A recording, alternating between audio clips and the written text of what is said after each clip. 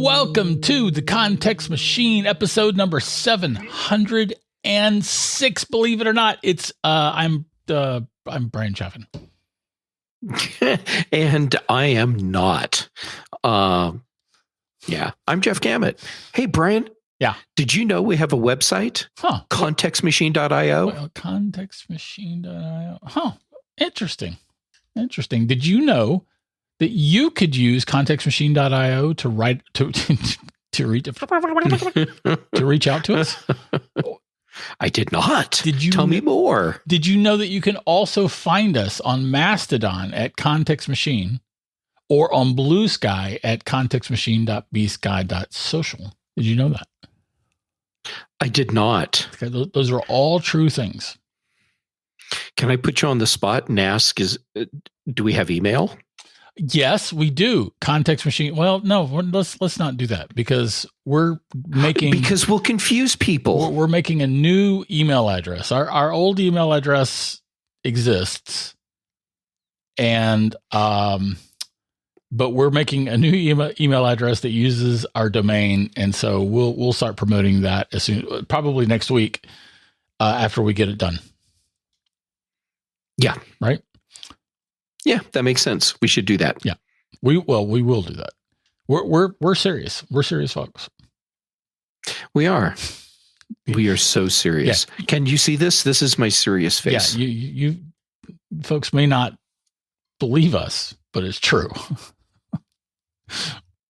Oh, hey, Bryan. Yes. We have a sponsor today too. Interesting. Tell us who. That would be Framer. And I think that's super cool. That is super cool. We're going to tell you more about them later in the show. We do have all fun and games and frivolity aside. We have a bit of devastating news, sad news for us, and probably for many of our listeners. But why don't you share our sad news? I can do that. Our longtime friend, colleague, and just all around amazing person, John Martellaro, who I bet a lot of you remember from when we were all working together at the Mac Observer. He passed away a few days ago. Yeah. And it's really sad because it's a huge loss for all of us personally, but also for everyone in the Apple community and beyond.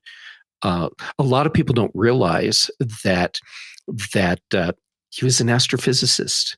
Yeah. He worked for NASA. He worked for Apple for several years as well. He was a captain in the Air Force.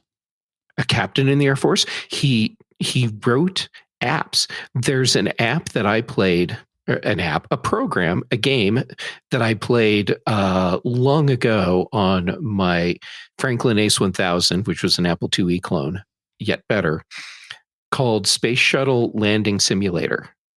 And I became spectacular at crashing space shuttles. John wrote that program. Okay, yeah. And here's the crazy thing.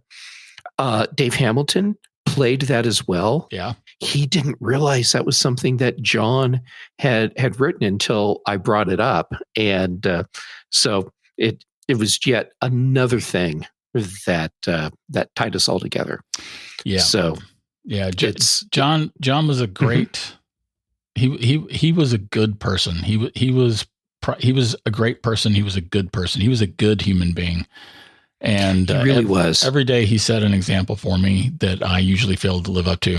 And I will miss him. I will miss him badly. As will I. I think all of us that knew him personally, we're all heartbroken right now. Yeah.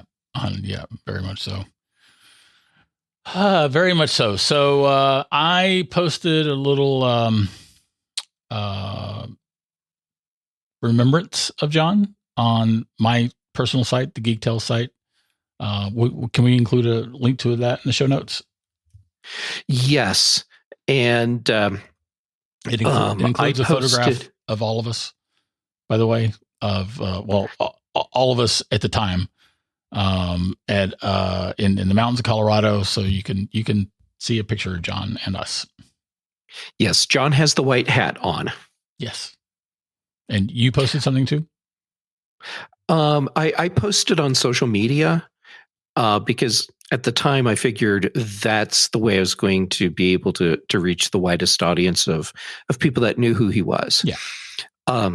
So I'll include links to a couple places where you can see that post, probably LinkedIn and Mastodon. All right. Because I don't think you have to be logged in either of those places to see it. I see. That makes sense. All right. Well, I hate moving on from that, but we do have a show to do. We do. Yeah. And so Bryan, yeah, what do you think we should talk about next? Well, let's since we're going to be moving on from this email address, let's look at a couple of messages that are stacked up in our original email address. We've not been good about answering or even seeing our email. That's going to change. And yes, we had but we're top men, so yeah, we're top men. Colin Scott wrote to us a while back, and he was talking about Kagi.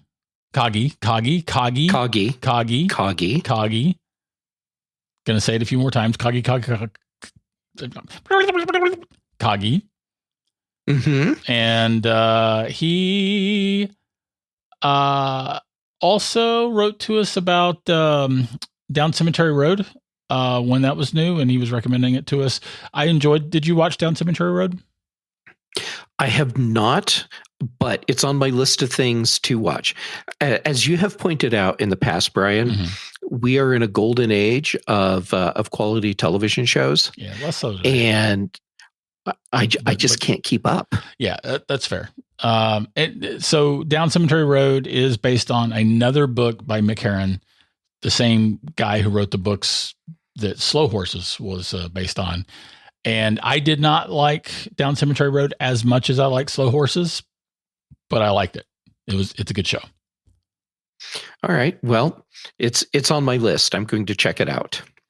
And then we also have Grant, who said that your Apple Watch, your counterfeit watch band. Do you remember talking about that? He said that he thinks it's a swish.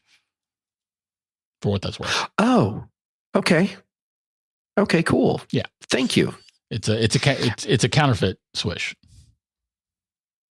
Okay. Well, it's still holding up.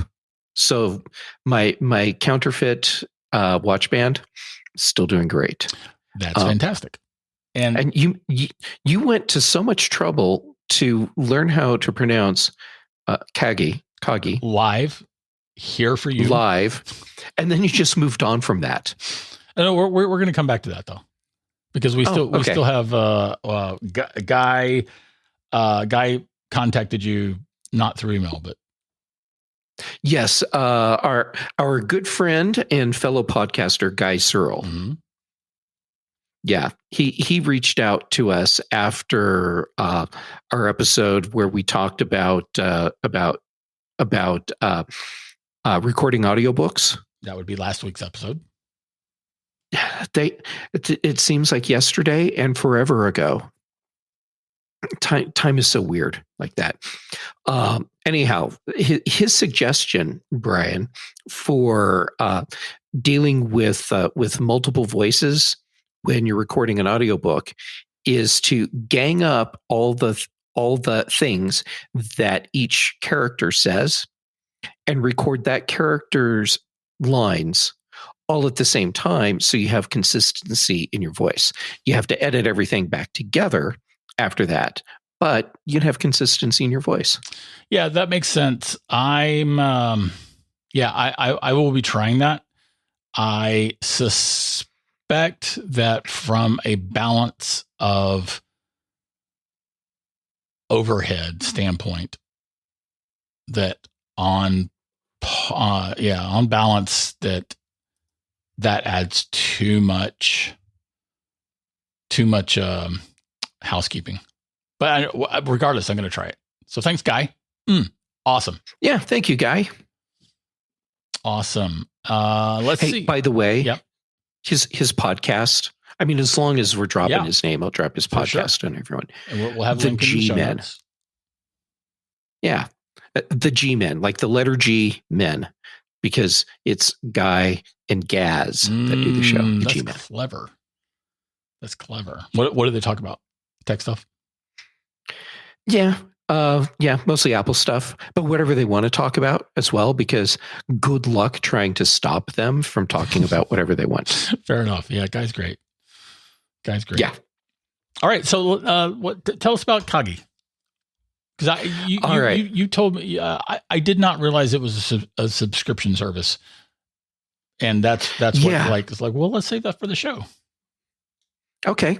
Yeah. And the context for what we're talking about this goes back to listener email, which goes back to us talking about search engines and being the product that's being sold. And Kagi is a search engine that instead of using you as the product, it's actually the product. So you pay to use Kagi.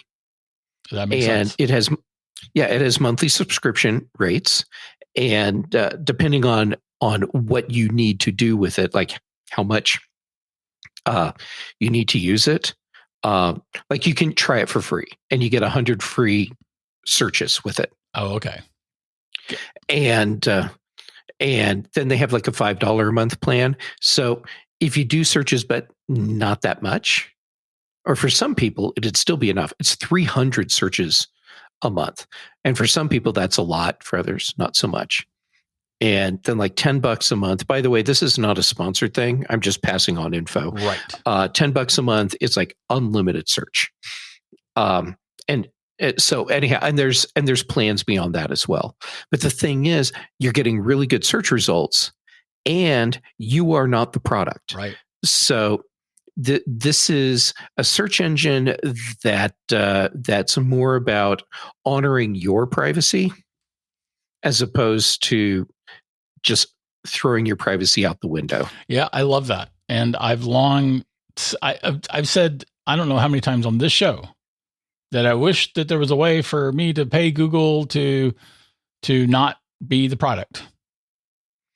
Well, turns out there is a way to do that, but it's not Google. Yeah.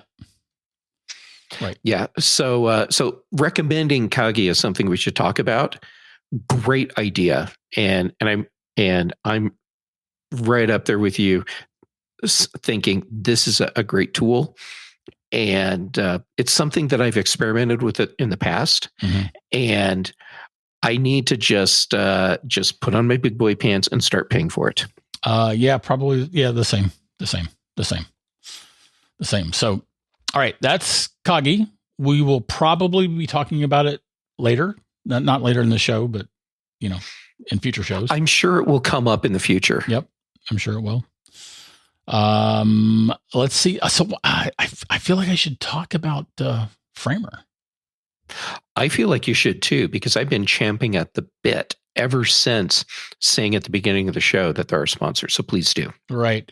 Well, Framer is an enterprise-grade, no-code website builder used by teams at companies like Perplexity and Miro to move faster. It gives designers and marketers the ability to fully own your .com without relying on engineers.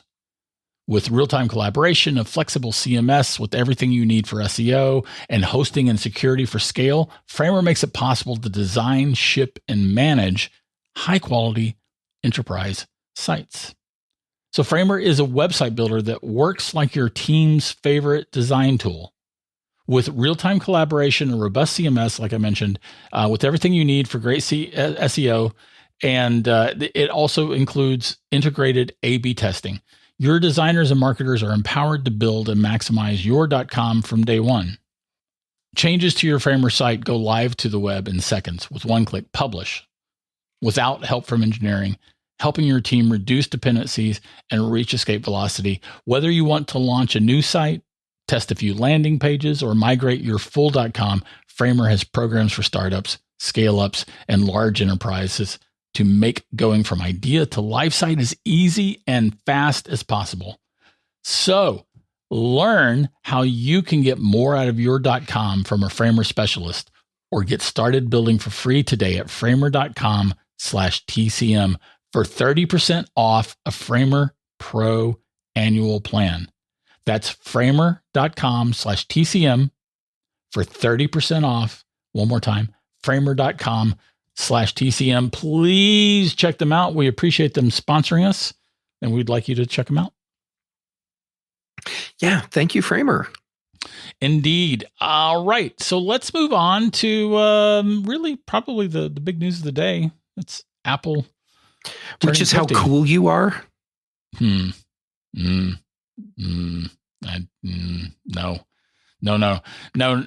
Apple turned 50. Oh. Yeah. Oh, so Apple's getting those cards in the mail about, hey, you should sign up for AARP. They are right now as we speak. So they've got a really cool thing on their website, apple.com. That's like this. I mean, they clearly used an iPad. To draw it, where they're basically hearkening back to the Picasso style things. Yes. Yeah. It's a cool animation. Yeah. It's a very cool animation. It's very fun. They released a couple of Instagram ads. I'm sure they're probably on TikTok too, and probably elsewhere. But they've got a couple of Instagram ads, and one of them does something that's really cool. It uses the music for that ad.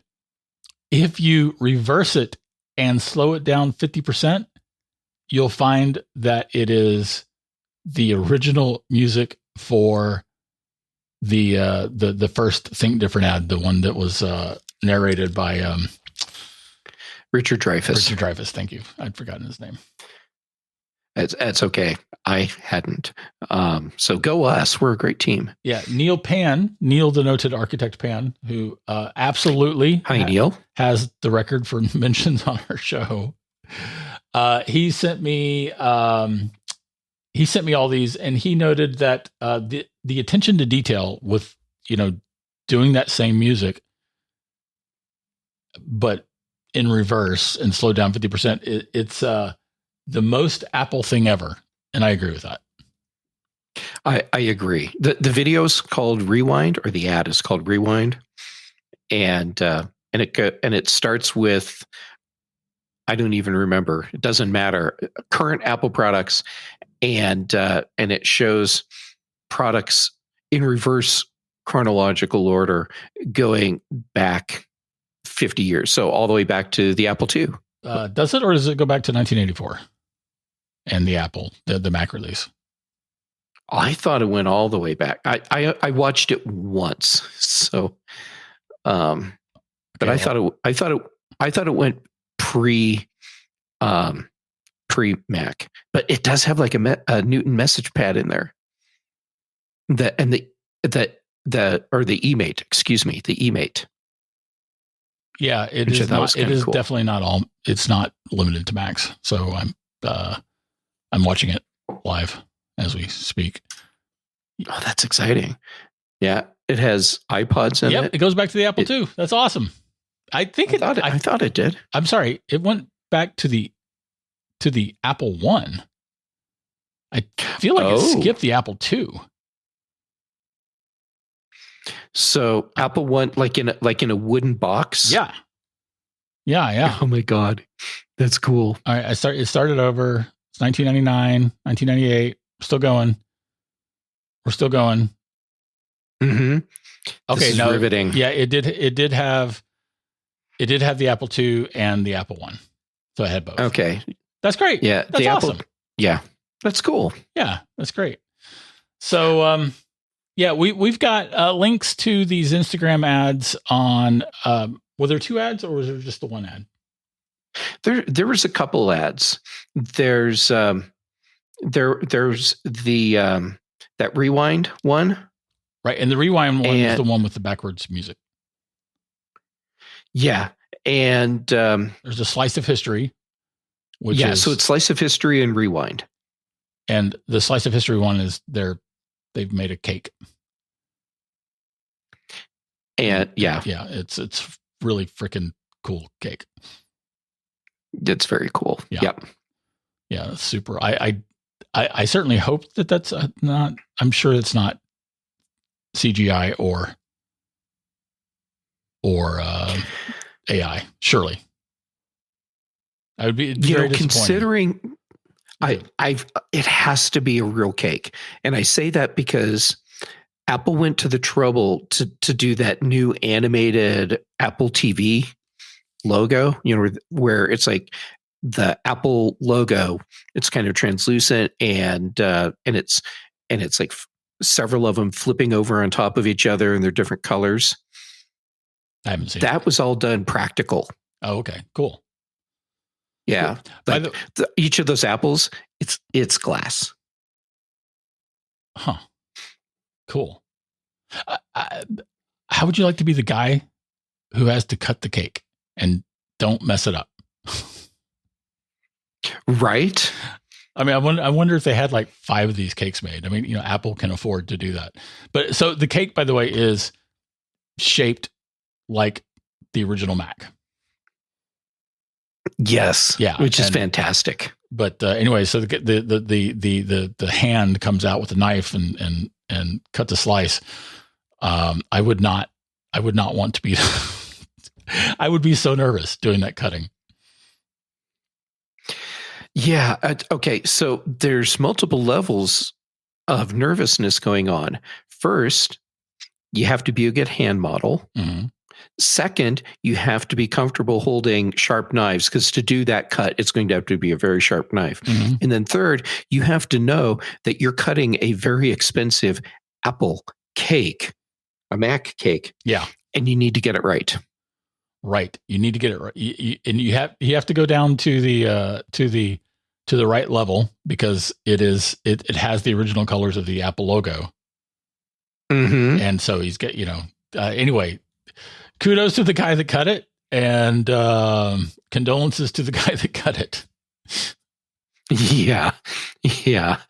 I'm sure they were paid well for their skills and talents. Yeah. I'm sure that Apple spared no expense for this campaign. If you have seen some other things that Apple has done, shoot them to us on our socials, shoot them to us so that we will continue to have Podcast Machine. Gosh darn it. We will continue to have Context Machine Podcast at gmail.com.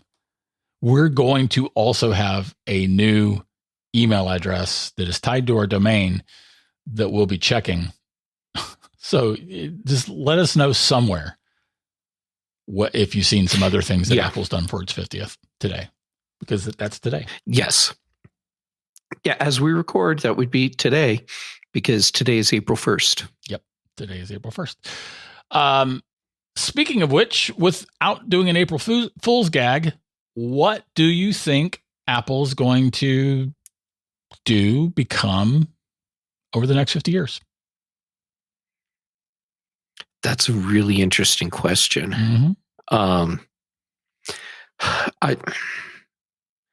At what point is the iPhone no longer the iPhone? Okay, that's a fine place to start. And at what point is the Mac not the Mac? I mean, I feel like the Mac probably has more relevance long term than the iPhone, believe it or not. In that, I'm with you on that. I think that the iPhone. So this is not the first time we've talked about Apple in the future, and this is not the first time we've talked about the future of the iPhone. The iPhone will eventually be subsumed by some other interface method. There may be a little block or a cube or a disk or something that we're carrying in our pocket that is feeding the glasses. And again, I still say that the ultimate evolution of tech is to have a brain implant where things are being implanted onto our visual cortex. Into our visual cortex so that we're seeing it. Yeah, I think that's a very long way off. Yes. But I'm with you. At some point, we have an organic tie-in to our computing information devices. But more importantly, at some point, we are not pulling out the phone to look on the phone. The information will be put on our glasses through augmented reality. Yeah, well, I'm really interested to see how that interface changes. And right now, with what we can perceive for the future, we're saying glasses. But as someone who wears glasses all the time because I have to wear them to see, I cannot imagine a world where everyone's like, yeah, I'll just start putting on glasses, even though I don't need them so that I'm not blind, because glasses are a pain in the butt. So it's going to be something else, but glasses are definitely part of that progression. I think another thing that's going to change for the iPhone and will eventually lead to whatever it is that replaces it. It's how we communicate, and not just like you and me talking, but when we're doing distance communication sort of things. And that where we are today, we can already see Apple is looking at the iPhone in a different way than they did when it launched. Yeah, that's true. Because it's no longer a phone first, like Steve said it was when it was introduced. And a key tell that it is no longer a phone first is the fact that the rocker mute switch is gone from the phone. Mm-hmm. And when they took that away, I'm like, okay, Apple can go ahead and rename the iPhone to a different product because it's not a phone anymore. It's a pocket computer that happens to have telephone functions. That's true. So I gotta go back up about a minute or so when you said that basically people that don't wear glasses don't want to wear glasses, and people who don't have to have glasses on don't want to have glasses on. Right? That's not what you said, but that's what you were saying. Yeah, that's a fair summary. I think that when Apple can do glasses that give us information that and they can release those glasses either prescription or non-prescription, that there will be plenty of people who will wear them for the convenience of having information displayed for them while they're walking around. Everything from directions to people's names to menus to historical facts, whatever you're choosing to do. I feel like there are a lot of people who would choose to have glasses on their face to see that information, especially if it can't be seen from the other side. Mm-hmm. Yeah, I can see that. I'm also seeing all these problems with that as our future technology. We're already seeing big problems with people not trusting smart glasses, for lack of a better word for what it will be in the future, because of the built-in cameras and the ability to track and potentially invade someone else's privacy. That's where Apple trades on its history of privacy. Yeah, so we'll see what they do with that. Another problem I see, and this is a problem I see with people who wear glasses all the time as well, but not as much as everyone else. People have a tendency to grab their glasses with one hand by one of the arms, and then they pull their glasses off their face, so they come off at an angle. Ultimately, they end up bending the frames, and the glasses don't fit right anymore, and they're not comfortable anymore. Oh, come on, man. That's something Apple's going to have to overcome. Yeah, that's something Apple would overcome. Apple does hinges better than everyone else, period, on the planet. On the planet, Apple does hinges better than everyone else. It is one of the great marvels of modern technology that is completely undersung, and Apple doesn't talk. Apple has talked about it a couple of times, but they don't talk about it on the regular. But it's still true today. Apple does hinges better than everybody else. Yeah. So if anyone can overcome that problem, it will be Apple. Mm-hmm. And this may actually do something. Well, I hope will do something that that no one has been able to do so far. There's a single company that owns basically all of the glasses frames, all the popular brands of glasses that you wear. Yeah, the monopoly that. Yeah, the monopoly. I think it's a company that started out of Italy, but yeah, yes, all the frames, the lens manufacturing, all of that. It's one company. Yeah. So if Apple can find another company to work with and start breaking that monopoly, that would actually be cool, because we pay way too much for glasses because that company controls everything. Yeah, Apple could obviously afford to set up its own manufacturing, but I suspect they would probably actually outsource to that company. Sadly, yeah. One way or another, it'll go back to that. All right. So building on my question of when does the iPhone not become when does the iPhone not the iPhone anymore? The way we communicate and interact will play a role in that. And then then there's the other part about what are we doing just in general.